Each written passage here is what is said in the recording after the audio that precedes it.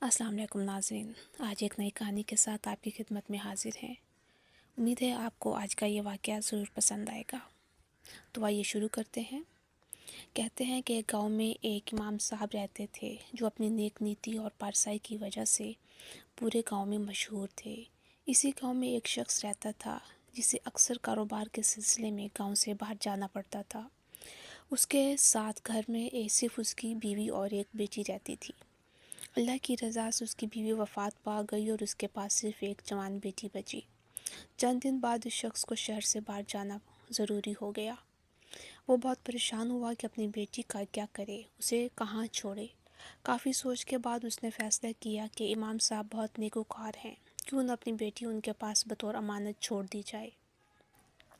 وہ امام صاحب کے پاس گیا اور بولا، میری بیٹی آپ کی بیٹی جیسی ہے، میں گاؤں سے باہر جانا چاہتا ہوں، ایک دن بعد واپس آؤں گا، براہ کرم تب تک میری بیٹی کا خیال رکھیے گا۔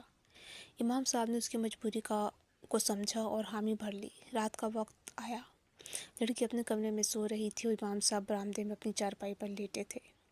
رات کے پچھلے پہر شیطان دل میں وسوسے ڈالنے لگا۔ کافی دیر تک انہوں نے اپنے جذبات پر قابو رکھا، لیکن آخرکار شیطان کے بہکاوے میں وہ لڑکی کی طرف بڑھ گئے۔ جیسے ہی وہ کمرے میں پہنچے اور چادر ہٹائی، لڑکی نے فوراً ان کی نیت پہچان لی اور بولی، میرے بابا نے مجھے آپ کے پاس امانت کے طور پر رکھا ہے، امانت میں خیانت کسی نیکوکار کے لیے مناسب نہیں۔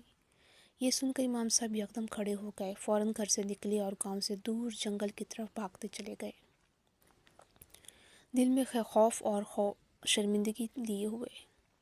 چلتے چلتے وہ ایک جھونپڑی کے پاس پہنچے جہاں ایک بزرگ رہتے تھے جن کے بارے میں مشہور تھا کہ وہ بہت نیکوکار ہیں مگر شراب پیتے ہیں۔ امام صاحب نے پوچھا، بابا جی آپ بہت نیکوکار ہیں مگر یہ شراب کا کیا قصہ ہے؟ بزرگ نے ایک بوتل اٹھائی اور کہا، یہ شراب پی لو۔ امام صاحب نے کہا، خدا کا خوف کریں، میں امام ہوں، یہ شراب نہیں پی سکتا۔ بزرگ نے کہا، صرف ایک بار سونگھ کے دیکھو۔ امام صاحب نے بوتل لا کے قریب لائی تو کچھ خوشبو نہ آئی۔ وہ حیران رہ گئے۔ جب بوتل کھولی تو دیکھا کہ یہ شراب نہیں بلکہ عام پانی تھا۔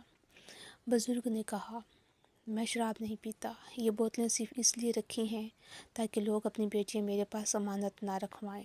یہ سن کے امام صاحب کو اپنی غلطی کا احساس ہوا۔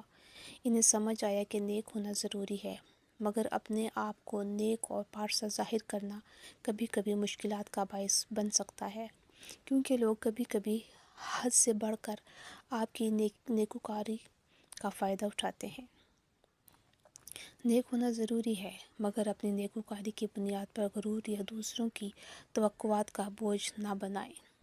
امید ہے آج کی یہ تحریر آپ کو پسند آئی ہوگی۔ اسے لائک کریں، کمنٹ کریں اور ہاں، دوستوں کے ساتھ شیئر کرنا مت بھولیں۔ ہو سکتا ہے آپ کے ایک شیئر سے کسی کی زندگی